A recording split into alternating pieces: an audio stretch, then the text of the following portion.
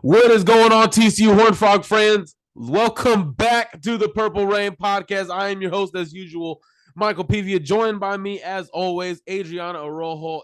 Things are going off in Fort Worth right now. We got some secrets going on that are making their way to Twitter. There's something going on behind the scenes that Jeremiah Donati does not want to let us know about, but TCU is undefeated, and like we all predicted, right, Adriana, Kansas is undefeated as well, right? That went into our preseason predictions.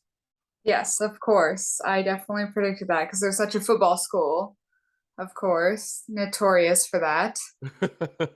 Oh Hey, I mean, man. I gotta give it to Jalen Daniels, man. I thought last year when we played him, he showed some really good stuff. I thought he showed really good pocket presence, really elusive in the pocket, and made some solid throws.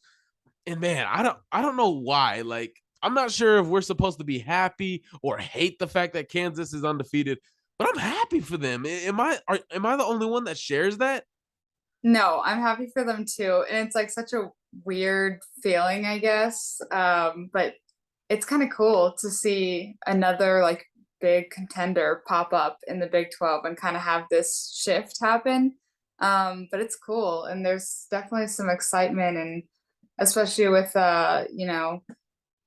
UT and OU living in the Big 12, and it's kind of like, what's going to happen there, who's going to uh, be the big players there. It's really cool to see Kansas step up and be playing well, and definitely a big surprise. So it's college football is always interesting.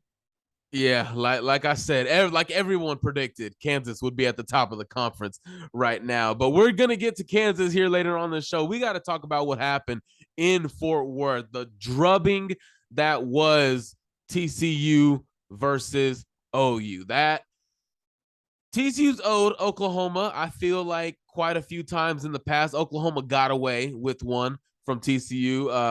I know when Kyler Murray was there, that wasn't necessarily a game they got away with. They just straight up beat him. But there have been a couple of times. Off the top of my head, I can't break that down because we're not trying to be here all night. But TCU owed them this game, and it felt nice.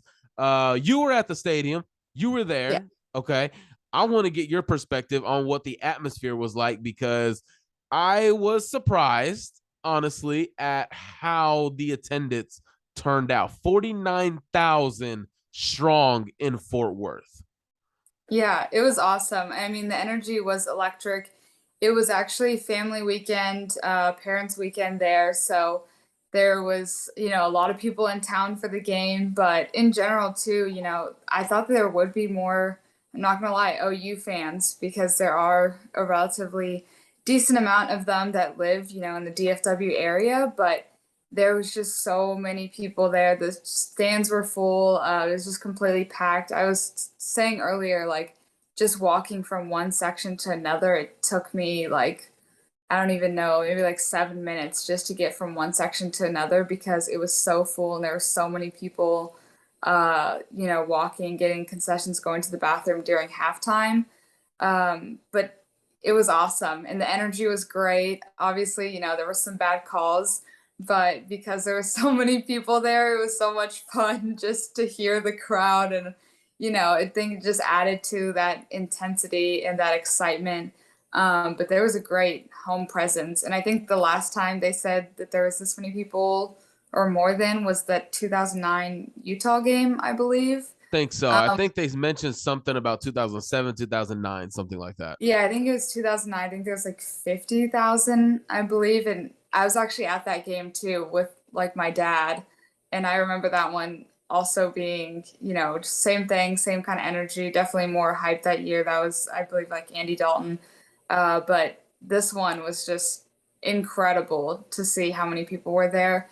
And there's definitely excitement in Fort Worth. I mean, this team is special for sure. And I think we'll get into that in a minute, but the energy on campus was really good. And it started off, they had a lot of events too that weekend for the families and stuff. So I think they did a good job of like building this up to the game and getting people in the stands. So shout out to, the marketing team and everyone working behind the scenes to make this a good weekend and a good game because they did a good job of that. And it was a really big weekend for TCU recruiting because they had 3 4 stars on campus in front of that atmosphere, in front of that crowd. I mean, you don't know, you didn't know TCU like what they could be. And already by game 4, going up against Oklahoma, there's Oklahoma fans usually show up more than TCU. That wasn't the case this time. Yeah. Sold out, maybe nearly sold out. I don't think we ever heard an official sold out announcement, but that atmosphere, the way they played, Temple product, basically freaking where I live, man. TCU is drubbing out this freaking Temple talent here. You got Quentin Johnston. Jared Wiley was the quarterback with Quentin Johnston in Temple. They were a great dynamic duo. He ended up being a tight end, was at Texas, transferred over. And then you have Davion Curtis, who was a grad assistant. His nickname in high school was Q. He went to Lamar Middle School, ended up going to Temple, went to Texas, then went to Tulsa, and then say, you know what, I'm gonna be a grad assistant. Brian Carrington, Quentin Johnston, Jared Wiley, and Davion Curtis spearheading that recruitment for the 4-star athlete TCU is recruiting as a wide receiver. Nothing's official yet, but per Jeremy Clark, TCU sounds like it's the team to beat now. Like it felt like this past weekend won Mikael Harrison Pilot over, and a couple crystal balls have been put in for TCU to land that product. 4-star safety Warren Robinson was also in attendance. This is like, if I think you're at 19 commits now. You only got a few more spots left, obviously because of grad transfers and everything. But if you can land these 2 4 stars, TCU is at number 26 right now. In his first year, not his first class, but technically I consider it his first class. Sonny Dice could already have a top 20 class, Adriana. That's crazy. Yeah, I mean this is an ideal weekend. It was a great game for the recruits to see and be at as far as excitement, energy level, obviously team play, just everything all around, the energy on campus and just getting to see everything that TCU has to offer. Like this was a great weekend. I did see so many tours going on. There were a lot of athletic tours and a lot of just like regular tours for students. But yeah, I think this was just a perfect weekend for that. And Sonny Dykes is already off to a great start in his first full year. And I'm excited to see where it goes to. I mean, there's still a lot of time as far as all of that goes. We got a lot of time until the deadline. So we're off to a good start for sure. Off to a good start, and that's normally how Sonny Dykes teams start. You know, they normally start fast, they normally start good.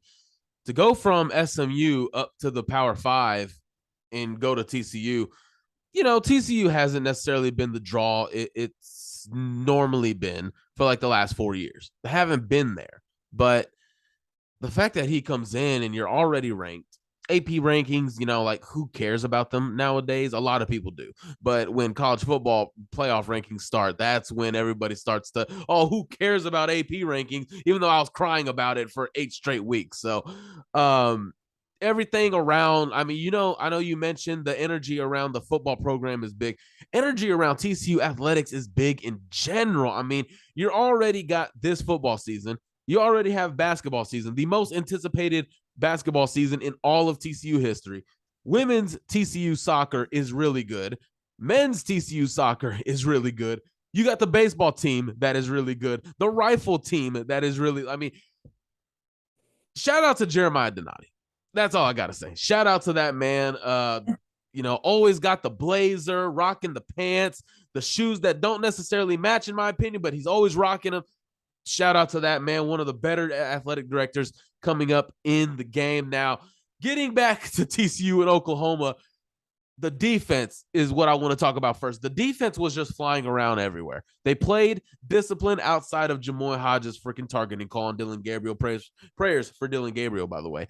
But other than that, the corners were sticky in coverage. The linebackers were everywhere. I was very curious coming into the season how the linebacker play would be, especially when you had a guy like Joseph Gillespie, who his background is coaching up linebackers. He sent a linebacker to number 16th overall pick, Zaven Collins from Tulsa a couple years ago, now starting for the Arizona Cardinals.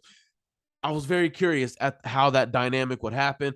Now you got D Winters going everywhere. He's all over the field. He's just wrecking havoc everywhere. Johnny Hodges, the Navy transfer, my goodness, he's surprising me for sure. I didn't think he should have been starting over Marcel Brooks, even though this was his first game back from injury. Shadrack Banks and Terrence Brooks, but he's been showing out in the run game. Jamoy Hodge, especially in the run game. But overall, the defensive line being stout in the run game, the safeties tackling well. That's my biggest thing with this defense so far. The complete 180 the defense has shown in tackling. I mean, Adrian, how many times did we come up here last season, even though we started midseason? Last season, we talked, man, the tackling is just bad. Now the tackling, you're rarely seeing any missed tackles. Yeah, and even I think there was that one play where, the defense let up and they had a breakaway, and I think initially it looked like the OU player scored, but we had actually tackled them at the very last second, I think at the 1 or 2 yard line. But it's even just little stuff like that, like going the extra effort. And yeah, they scored, I think on the next play right after that. But still, just even getting that chance to stop them, at the goal line and that extra effort on the tackling. And I think that's something that we haven't really seen in the past or had in the past. And it's been a big frustration. And I think a lot of those things add up and just kind of add like, oh, we're right there. But, a lot of these things, kind of snowballed. But that's been a big improvement this year. So something I've been really happy with. But I think that play in particular kind of stuck out. Like they're still going to go the extra effort and tackle them and keep running down, even though, at that point it definitely seemed like a lost cause. But even getting the chance to stop them at the goal line is still a good opportunity. So definitely like to see that. But yeah, I was really impressed with the defense overall. If there was one weakness that I would point out on this show that would just concern me the rest of the way, especially if you face better teams that want to throw the ball on you. I didn't think I would say it, but I was always questioning it about what his makeup would be as an outside corner, which is what they're having him play, is Travis Hodges Tomlinson. He got picked on a lot against SMU. He lost containment, lost position, technique was bad, and he's just straight up getting beat against Rashid Rice. I mean, how many defensive pass interference calls did he have? Like 4. And then he allowed 4 other catches against him. And then in this game against Oklahoma, you got guys catching the ball on him. They're getting open. And thankfully, Dylan Gabriel decided to just overthrow everybody in this game. And you caught a couple breaks. And I'm not so much of a homer to say, no, we didn't catch breaks. Man, Dylan Gabriel was sailing these things like they're basketball stars. Like they're Yeah. all of them are 6'6". And hey, I'm going to just lob it up. You go get it. No, this brother is 5'11". All right. You got to put it right in his face. I feel I really want to see the freshman that we got from Louisiana, but they're not really looking his way right now. This is sort of a red shirt year for him, from what I've been told. And this is a guy who you probably want to be careful with because of what the name is on the back of the jersey. Probably want to be careful with it. But if I just had to point out a weakness, it would be that going forward. Otherwise, the safety tackling coming up in the run game, especially if you are in a 3-3-5, not many defensive linemen to come out, get in the box, run support. And getting Marcel Brooks to me is big, Adriana, because he's a guy who he may not be a guy that can play in space and coverage, but he's that guy you need if you're going to send a blitz. And that's what he did so well his freshman year at LSU when they won the national championship. In that 3-4 defense, he was that stinger role, coming off the edge, athletic, beating inside tackles and guards off stunts. To have him back, and we saw during the game, he was sent on a blitz, and him, Dylan Horton combined for a sack. So everything seems to be, building up a little bit for TCU. That was the defense. And again, please, no more of those plays from Jamoy Hodge. Please, from anybody, no more plays. You clearly see, you probably know a guy like Dylan Gabriel was going to slide. Me personally, I thought he could have let up in those situations. It's difficult to judge. But then when you get your ass kicked and you're used to winning, you don't know how to act. And that's how OU fans didn't know how to act, because they start calling Jamoy Hodge unclassy, a dirty player. It was a dirty play. I don't think it was a dirty play, but OU fans were on one. I'll just say that. Like, there was one I was talking with on Twitter. We actually started DMing privately, and this guy is sitting here like, "Oh my god, thanks. So happy you guys had a win during a rebuild." Like, I'm sorry. Did we not just fire our legendary coach just last year? He didn't even finish the season. Did we not just go 5-7? Did we not just have one of the worst defenses in all of college football? Like, what is this then? If you're in a rebuild, what is this? Like, we're even more in a rebuild than you are, because Yeah. we don't have the resources that OU has. So technically, we're really behind than you, but yet you got destroyed. So obviously, that guy never responded when I sent that message. So, but shifting gears here to the offense, Adriana, I'm gonna let you take the floor on this one, because I feel like you have a lot to say. But Max Duggan, Max Yeah. Duggan, as RG3 said on the broadcast, are you Duggan it? That, oh man, never in a million years did you think a Baylor quarterback great would be calling and complimenting TCU. You probably never saw that coming, but Adriana, I'm giving the floor to you. Max Duggan, star on Saturday. Talk to us. Yes. This is something I swear I've said this like a million times on here, but once again, Max Duggan showed so much potential his freshman year, and I just feel like the trajectory just didn't go where we expected. Except for this year, he's definitely showing that potential that we saw his freshman year and even more so, and everything's kind of coming together for him.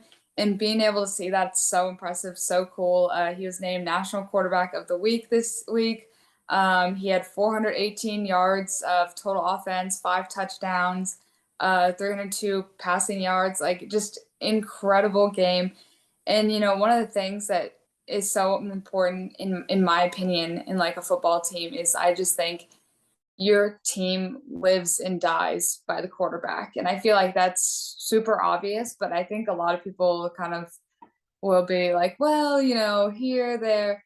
In my opinion, your team lives and dies off the quarterback, and so much is dependent off of that. And I think even like, just like the entire offense, but even the defense just like feeds off of that energy and being able to see like how productive and how well the offense is playing. And so much of that comes from how well like Max Duggan's playing. He's hitting all the right reads. And even, one of the biggest things too is OU was getting just burned, absolutely burned on defense. And in those situations, he was hitting those throws where it was obviously gonna be pass interference, getting the flags thrown. So, just being able to see like the nuances, reading the field, anticipating, he's doing everything right. Right now he has, 0 interceptions, I think, on the season. Um, and one of the things too is his receivers have been helping him out as well. So I think there was one play, I believe it was Savion Williams. I'm not positive, but the OU defender was really close to intercepting the ball, and Savion, I believe it was him, like immediately pivoted and like protected, that ball and knocked it away from him. And it was so close to being an interception. But I think that goes along with just kind of that leadership and trust, and just goes back to like that locker room. And I think, we're really seeing just how much work these guys have been putting in. But Max Duggan, I mean, he's gotten so many awards. I think he got a helmet sticker too on Sunday morning. College game day. Yep. Also, yeah, college game day. So National Quarterback of the Week, helmet sticker. He's gotten a few other awards for this week. But people are noticing, and it's pretty cool. But just seeing him hit the long throws and, a true dual threat, it's been It's been pretty cool. That's my spiel, but I'm pretty happy with how that's been going for sure because we knew the potential's been there, and I think this year is finally coming to fruition. So it's pretty cool. Yeah, to be honest with you, I'm very surprised by this. What we knew about Max Duggan going into this season was, he was very inconsistent. Had his awareness in the pocket was always very inconsistent, and his throwing motion was very inconsistent. His fundamentals, his technique, his base, all of that was very inconsistent. And you can tell this season, you can almost sort of tell what Sonny Dykes wanted him to work on. Like you take a look at his tape and you say, okay, this is where I think you can improve. The mechanics, I think, can still use a little work, but if you get to the NFL and you get with a guy like Tom House or you get with a really good quarterback coach, I think you can go a long way. If he doesn't make it as a quarterback, man, he will be a damn good safety. I will say that. But this game, before we talk about the really good, oh my gosh, like for Duggan, the highs are the highs and the lows are the lows. Right after that first touchdown, Oklahoma goes down, gets a field goal, 7-3. You come back onto the field. 3 missed throws. 3 that could have gone for some yardage. He missed Tay Barber over the middle on 2nd and 10. First down, would have had it. Maybe would have even gone for more if he could break one tackle. And then you got number 2 on 3rd and 10, Savion Williams, who you missed wide open again. Some throws sail. That's due to mechanics, I believe, because his mechanics and his base are very inconsistent, but you're seeing it become a little bit more better as the season goes on. And the fact that he was able to make some of these throws, I mean, the fade touchdown to Savion Williams was perfect. It was right where he needed to be. No jump ball, just use the big body, box out the guy. He's been working with Eddie Lampkin this offseason. Box out the corner and get the touchdown pass. Very well done. I don't know why. It just irritates my soul that we do not get the football to Quentin Johnston, our very best player on the team. But in the same sense, when you do go to him, it's a defensive pass interference because he's just getting tackled right down the field. So me personally, if I'm doing draft stuff this offseason, I'm just putting together a tape of Quentin Johnston getting tackled and held down the field, which Yeah. is a testament to the player that he is, because he's shown the ability to make those types of catches. But also Quentin Johnston just being on the field also helps the other guys that we've seen be able to step up, because some of these busted coverages, like the Tay Barber touchdown, the Gunnar Henderson touchdown, Oklahoma is doubling and sending their top safety to help with Quentin Johnston. So the slot corner or the will linebacker, whichever one is in the game, whichever alignment they're in, they're confused on, okay, well, what about this guy? Am I dropping back into coverage? Am I going up and going man? What is going on? The presence of Johnston, though, just changes the offense, because now guys like Tay Barber can take care of what they need to. Darius Davis can do that. Gunnar Henderson can do that. Savion Williams can step up. And then the freshman Jordan Hudson, who's had some flashes here and there, can also step up in those areas as well. The blocking from the offensive line is just, it's so much improved from the last couple of seasons, Adriana. It is so much. Steve Avila even getting some recognition as a guard in this upcoming draft cycle if he decides to declare for that. I saw out there he was in a mock draft for 4th-round pick as a guard, went to the Minnesota Vikings. I'm like, damn, okay, I didn't know that. All right, he's got that dog in him. Offensive wise, Max Duggan, I'm not ready to go Heisman yet. I know that's been talked about a little bit. Oh, the Heisman campaign. I got a couple of friends that are like Ohio State fans and Florida fans and all that stuff. They're just like, man, Max Duggan, Heisman campaign already? Like, okay, whoa. Like, Whoa, whoa, whoa. we beat Colorado, who just fired their head coach. We beat Tarleton State. They just caught a check to get their butts whooped. You beat SMU. I Who's think we getting all, killed right now by UCF, right? yes. Like, oh, it was a beautiful sight. The offense going forward, and we'll talk about it here in a little bit. I like the potential. I like the potential. Sonny Dykes, you knew that with this talent, the offense could score. And already per play, just yards per play, they are the best team. They are the best offense in college football at 8.3. Right behind them, Ohio State at 8 yards per play. And TCU is at 8.3. So, and when you look at that list, TCU, Ohio State, Alabama, you got these blue bloods on there. So if you're able to keep this consistency going, Max Duggan is able to stay a little bit more consistent, because what we've seen in the past, he's just off and on. But he's starting to, like, his play is like this now. It's starting to stay a little bit consistent. That wave form is starting to get down a little bit to a little bit of consistency. But also, Kendre Miller is a dog. That man is a beast. Like, I'm not gonna say I called it, because I don't remember ever speaking these words, but TCU was not hurt by the loss of Zach Evans. They weren't. In my opinion, they weren't. It was a loss recognition wise, star wise. That was a loss, even though 7 carries for 23 yards for Ole Miss that he had this last weekend. Okay. All right. That was Right. your choice. But Kendre Miller, being that number 2 to Zach Evans, he always showed that potential. And I don't know what the hell happened to Amari DeMercado, man. I mean, what is this? His 7th year in college football? Like, this dude, happy for him. But Kendre Miller is just a dog. Like Robert Griffin III said on the telecast, we don't do ankle tackles over here, bro. If you coming for me, you better bring me down. If not, he's going to the end zone. And you saw he had a breakaway touchdown midfield, got to the end zone. I'm just so happy with what we saw. And yeah, it's a rebuild, but I have to throw this in there. That's the Brent Venables defense. That's that vaunted defense. Man, I wish we were in the ACC so we could beat Clemson like that every year. Yeah, see, now that's a hot take. That's an overreaction right there. Yeah. I mean, Adriana got it. I don't know about that.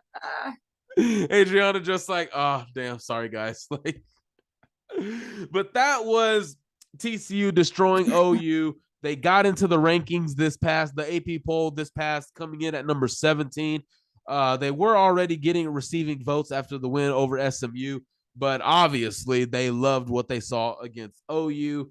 Not really sure how good OU is going to be this year, honestly. I mean, when I watched their first game, I didn't necessarily see too much that told me that was the number 6 team in the country. Why Dylan Gabriel left UCF, I have no idea. I thought that offense fit what he likes to do. I thought he was doing really well there. And then he transfers out. If Lincoln Riley was here, that would make sense. But Jeff Lebby, the last time you faced a Jeff Lebby offense, TCU did, they beat them 62-22. So I don't know. That was just unfortunate, I thought, because I thought he was really solid at UCF. But other than that, before we get into TCU Kansas, okay, we got to check out the Big 12, because, look, again, like we all thought at preseason, TCU and Kansas at the top of the dang standings here, along with Oklahoma State, who is number 7 in the country. Honing in, where do you see this conference from what we're looking at right now, Adriana? How do you see this conference playing out? Because you know what you saw from OU. Texas, I feel like they have a ceiling, but injuries have just halted them from climbing that ladder. So, I mean, as much as I hate Texas, I can always be objective. Like, damn, these injuries are hurting them right now. So, what is, Baylor losing to BYU? Where do you see this going right now? When you look at the Big 12, there's a lot of chaos right now. Yeah, right now, I would say, obviously, bigger contenders. I mean, just looking at the standings right now, it's Kansas, for those that don't know, it's Kansas, K-State, and Oklahoma State, which again, K-State's another one that you wouldn't quite expect, another a little bit more basketball school. But they're 2-0 in conference play, 4-1 overall. Everyone knows too, like, they got Deuce Vaughn, one of the better running backs in college football right now. I personally would say teams to watch: TCU, obviously, a little bit biased, but also we talked about some good things. TCU, I would say Oklahoma State. I think they still have some momentum from last year. They're obviously off to a good start, 4-0. Definitely them. Next week, our game against them will be a really good, I think, judge of where everybody's at and where both of our teams are at. And then also, I would say, oh, this is hard. I would say Texas, honestly. I mean, going back, everyone, this is one of the most annoying arguments ever. Everyone hates this, but oh, if this injury didn't happen, yada yada yada. But you really can't deny the fact that, if Quinn Ewers, like that game was close, even without Quinn Ewers, even after that, that game was still pretty close. And I think when he comes back, depending on how quickly they can, get that offense back together and, recover from some of these other injuries, I think that they are going to be one of the better contenders. They had that loss to Tech, last second. I think Bijan Robinson fumbling, obviously, definitely one of your stronger guys, but they just don't have a passing game right now. I think he's just tired from so many carries because they're just going all run game. So I would say Texas, Oklahoma, and TCU right now. Baylor, I don't know. I watched that game against BYU, and for some reason they just don't seem as strong as I think they should. But I just don't really know. I would say them three, and then K State and Kansas. Obviously, I'm not saying much about K State and Kansas. Kansas just, I don't want to say too much before the game. Maybe we'll see. That's where I'm at right now. What about you? When I look at this, and I agree with you. I mean, Texas looked good. Part of my opinion when that Texas Alabama game came, part of it was not just because like Texas could beat them because they were better than them, but regardless of who Alabama is, playing in that heat in Texas is something they've never done. Usually when they get to Texas A&M, it's already fall. The temperature has Sure. dropped and it's a night game. So that team is not used to that. I mean, I can't remember what they were saying the field level temperature was, but it was like what, A lot hotter. 109? Those Yeah. guys aren't used to that. They're not used to all of that.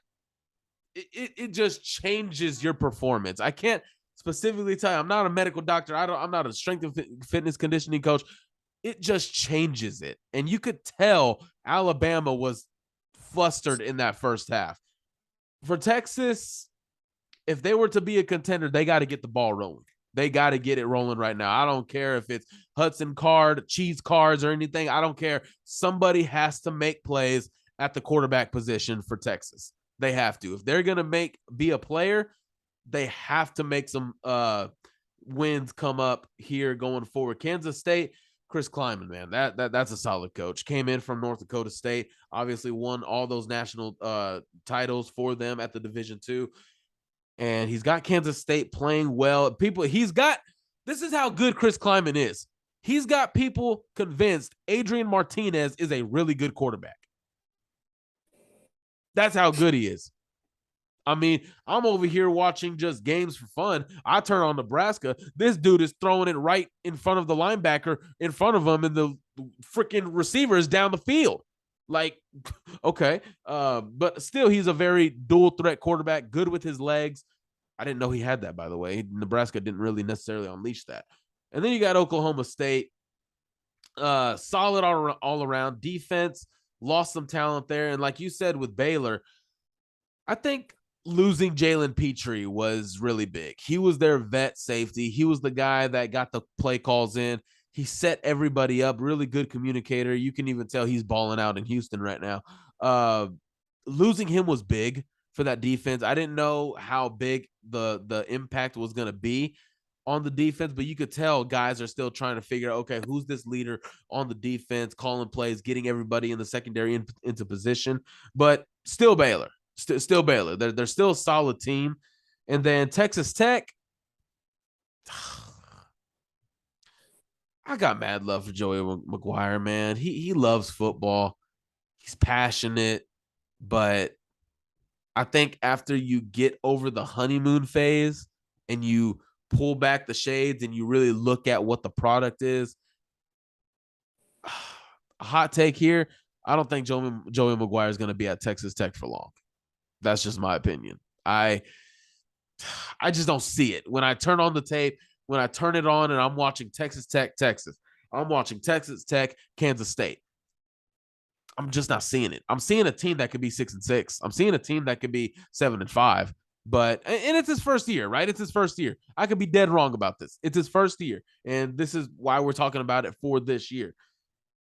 This 3-game stretch here. By paper, TCU has a really tough stretch right here coming up. Kansas, Oklahoma State, and then Kansas State. West Virginia looks bad. Like, they look bad. They don't have a quarterback. They don't have offensive linemen. So receivers are a rare commodity around there nowadays. But that 3-game stretch, this one coming up, which starts this Saturday, I think it's going to kind of make or break TCU season, regardless of what their aspirations are going to be. I'm not entertaining college football playoff talk right now. I'm just not doing that. But at the end of the season, you have Iowa State, Texas, Baylor, Texas Tech. A lot of rivalry games going on at the end of the schedule. Iowa State, you've struggled there before. You got Texas. We all know who's on the other sideline for Texas. It doesn't need to be a secret. You got Baylor, and then you got Texas Tech. That's going to be big. But overall, right now, so far for 2022, the Big 12 Conference, like, it's just a huge win for them overall. The success of Kansas, TCU, Oklahoma State, and Kansas State. It's huge because where's Texas and OU? This is a really good, solid year for the Big 12 to sit there and present to other schools like, hey, Texas and OU, where were they at this year? Look at Kansas, who's showing improvement. Look at Oklahoma State, who is starting to look like the flagship of the conference. TCU is improving. Sonny Dykes here, offense, bang. You got Kansas State. This is really big. You know, I'm not trying to just crap on OU and Texas for obvious reasons, but I am convinced that the new Big 12 commissioner is very happy with how the Big 12 is shaping up right now. So that's where I stand. That's where Adriana stands. Before we leave this segment and get into TCU Kansas, did you have anything else you wanted to add? No, I think that's about it. I mean, honestly, I think too, like, gosh, this is so hard. As the more games go on too, I'm realizing that there's so many random, like, slightly rivalry games.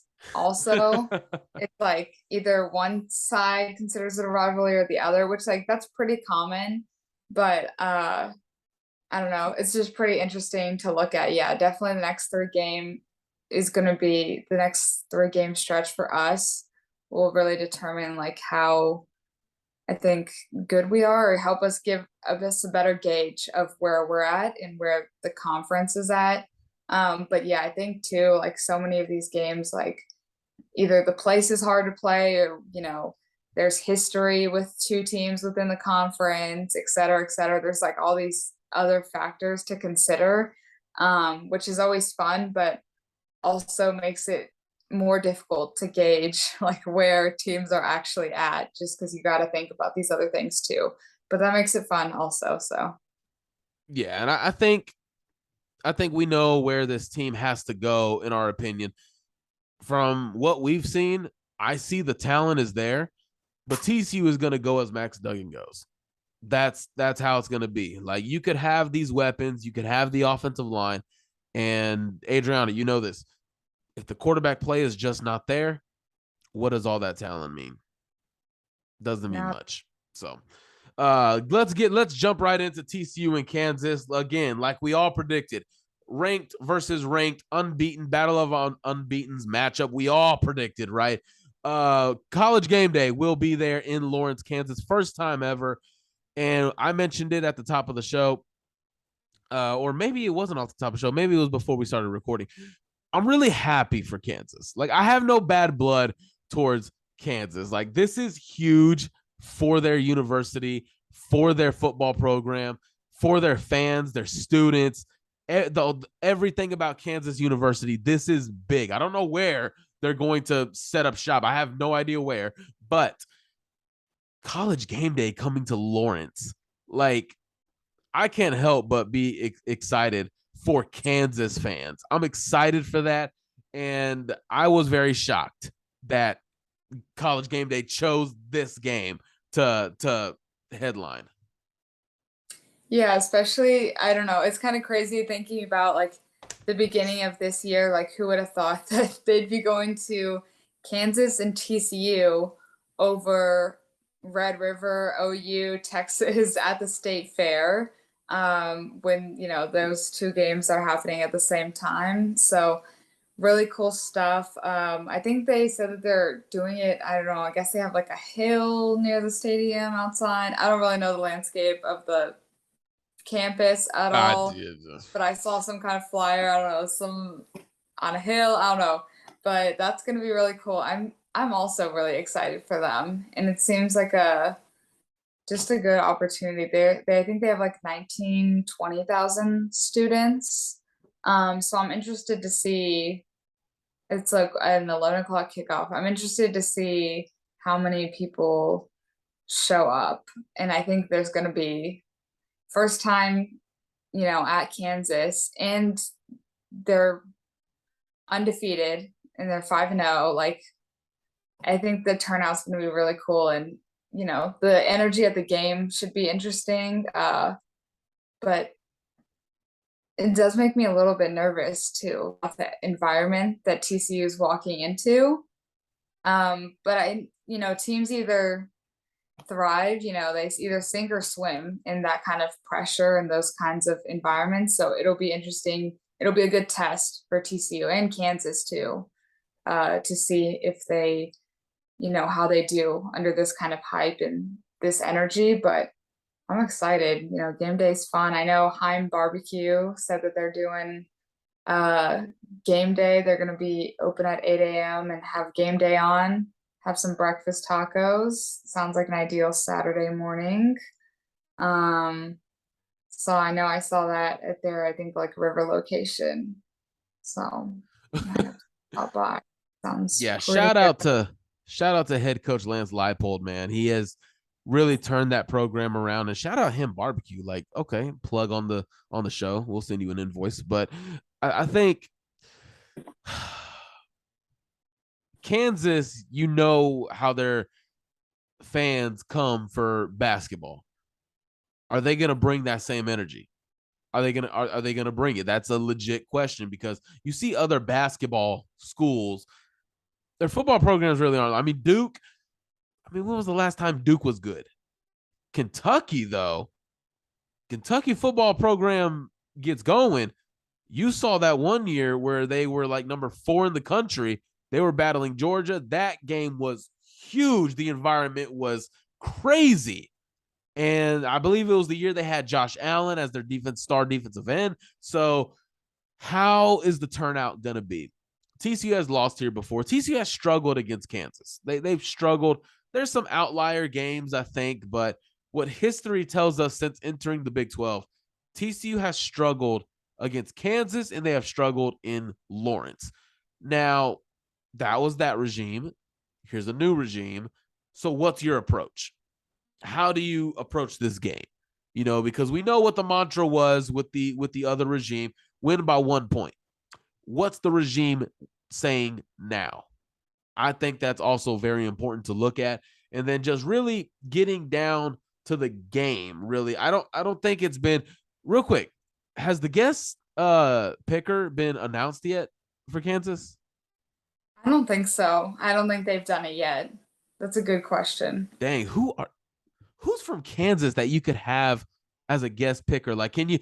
I don't think Andrew Wiggins is busy. Can you get him or something? I mean, I don't know.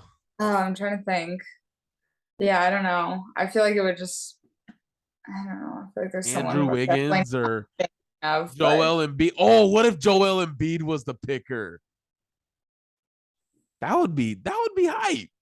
I feel like this year so far, I don't know, the guest pickers just have not been as good. Yeah, I don't know if College Game Day's budget is low or something like that. I don't know, but y'all need to start bringing in some actual names, man. I don't know who the hell the picker was last week. I'm over here confused. But getting into the game itself, battle of unbeatens. Adriana, I'll start with you on this one. Kansas, 5-0. What do you see from their offense? I mean, Jalen Daniels looks really, really versatile. He has a good run game, pass game, and they're averaging, a relatively high amount of yards on pass game.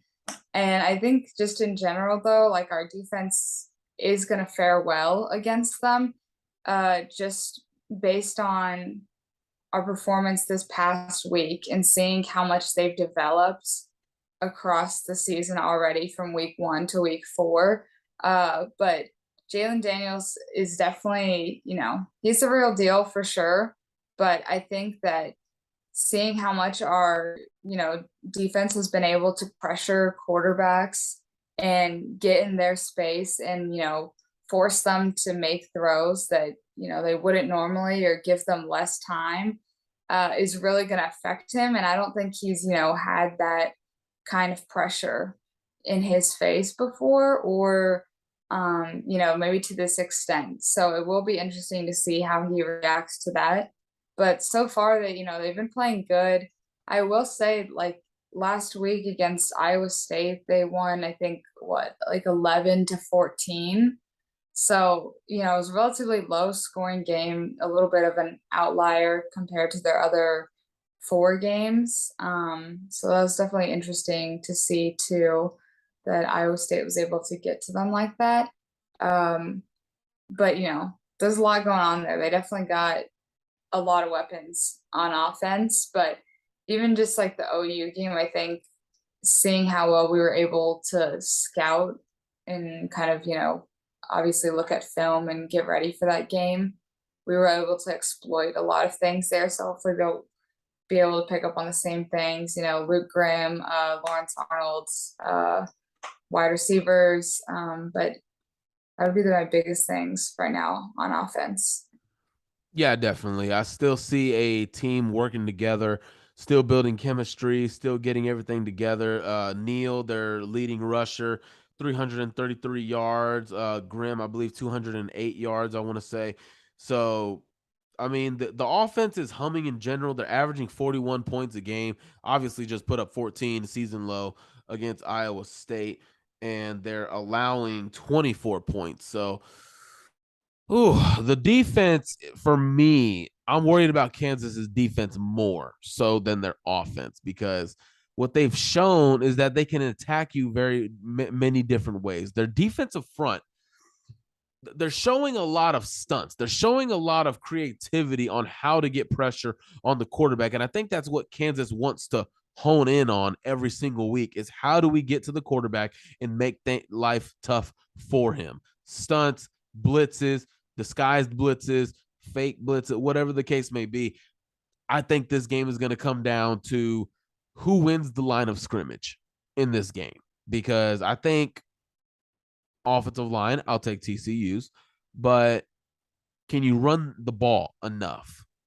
Because if let's just say Max Duggan just doesn't show up in Lawrence, you have to fall back on an Achilles heel, and I think the run game can be that for you. So from Kansas's offense, so to say,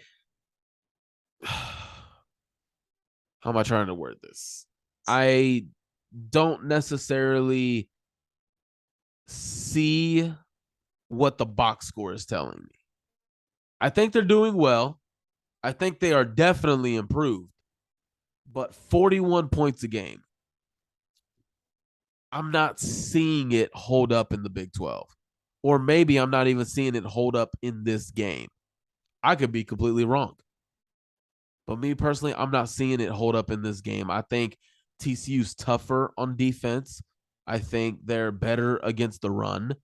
I think their secondary can do some things. Although, again, I mentioned earlier in the show, Tomlinson can worry me a little bit because maybe just playing a little bit smaller, maybe not even playing the right position. We'll see how that works out in the NFL. But I see this TCU defense kind of picking on them a little bit, like trying to pull back the homer ship and everything. I see this defense just having their way with Kansas. I'm trying not to set up the upset for Kansas beating TCU, but if I'm just being objective, I just don't see it. I don't see them beating TCU's defense that way because the linebackers is going to be the story in this game. How do you defend that running back? How do you get pressure on Jalen Daniels? And he's the versatile quarterback. Can he evade the rush, make something happen with his legs? That's going to be the biggest thing for me in this game.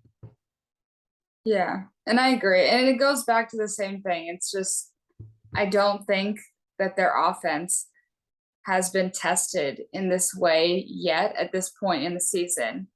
They look like a good team. I just don't think that they've, had this kind of a test. And so I'm not saying that they won't hold up against it, but watching them and seeing, what they've gone up against thus far, in my opinion, yeah, I'd agree with you. And I think it'll be interesting to see. I, oh, it's so hard because I really do try not to like feed into like jinxes and that kind of stuff. But I totally do think that stuff, yeah. So I'm trying not to say too much. So I'm trying to use my words really wisely here. But yes, definitely something to look at. And I think our defense is going to give them a real problem on offense, especially with how well they've been suffocating offenses and being so good at like anticipating movements and kind of, plays. I think that that's going to be interesting to see how Kansas's offense responds to that. Yeah, and then flipping it a little bit, going to TCU's offense versus Kansas's defense. I just see speed. I see talent. I see the ability to really hone in on a defense's weaknesses.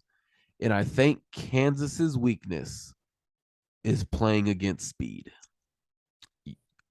The biggest thing I saw against Iowa State, and I don't see a ton of speed on Iowa State's on their offense. You saw they were able to make it a game, but they were still hanging in there. They were still, I think, and this is really hindsight, but if there's a couple of guys not doing their job, Iowa State could have blown Kansas out of the water, in my opinion. But I think this is the Darius Davis game. I think this is the game where you get him involved, you design plays specifically for him. And as much as I would love to say, man, Quentin Johnston's going to have the biggest game, he is now he is looked at as a first-round wide receiver this coming April. And I really just don't want to see the dude getting tackled when the ball isn't even in his hands anymore. So this is the game where I feel like a guy like Darius Davis, Tay Barber, this is the game for them. The offensive line, I think they can take care of that matchup against the front seven, get the ball rolling. Maybe if I don't know what Sonny Dykes' approach is going to be, Garrett Riley's approach is going to be. Do they want to start out with the run? Do they want to run to set up the pass? Do they want to pass to set up the run? Whichever way they approach it, I believe TCU's offense is going to execute it. And I think they're going to execute it very well. Everything is just going to hone in. Everything is going to be up to Max Duggan. I feel like the ceiling of this football team is in Max Duggan's hands. And normally that's always the case with the quarterback, right? That's always the case. And that's how it is with this one. You see the talent. The offensive line is playing better. Defense is playing better than maybe some thought. Everything is just in his hands. So big game, big atmosphere, I'm going to assume, obviously. Big atmosphere. How is Kansas going to to approach this game because these guys on this roster, I mean, they were just in a big game. They were just in a big environment. They were in them last year. After the emotional game, after firing Gary Patterson, you're playing what were they, the number 12 team in the country in Baylor, and you beat them. So this team has been here before. They've hosted game day before, and I really don't see it being too much of a issue for TCU's offense to move the ball. Score prediction? Ooh, I was about to ask you that. Okay. Score prediction, I'm going to go TCU. Oh, man. I'm like you. I don't want to jinx stuff. Like, I feel Yeah. like there was a world where I wish there was a world where we could put preview shows after the game was played. Yeah. But I'll go TCU, and I'll go them handily. I'll go 41 to 17. Dang. Okay.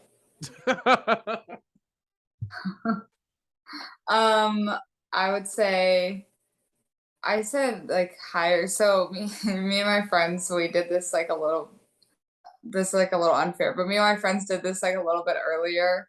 Um, and I went, this is like really high on offense for us, but we'll see. I said 48-31.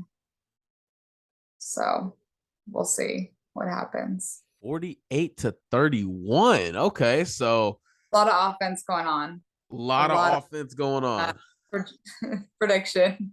Okay, 48 to 31. That's Adriana's prediction right there.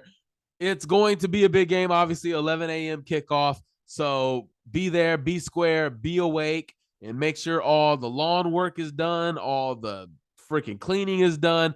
And when the game is on, be on the couch, have your eyes set on it. That's what I'm going to do. Adriana, what are your plans Saturday? I'm actually gonna be out of town, but I'll definitely have the game on. I'll be doing the same thing. I'm excited to watch game day. Hopefully, see. Actually, I don't know if that I want Lee Corso to pick us. Ooh. We'll I feel like just being there in Kansas, you just got to pick the Jayhawks. You just have to. Do you? It could make for a good moment. Yeah, that's fair. That's fair. Possibly. Yeah, no, but I'll be out of town, but I'll be with some friends, so definitely gonna watch it, and I'm excited. I'm a little nervous, but I'm excited.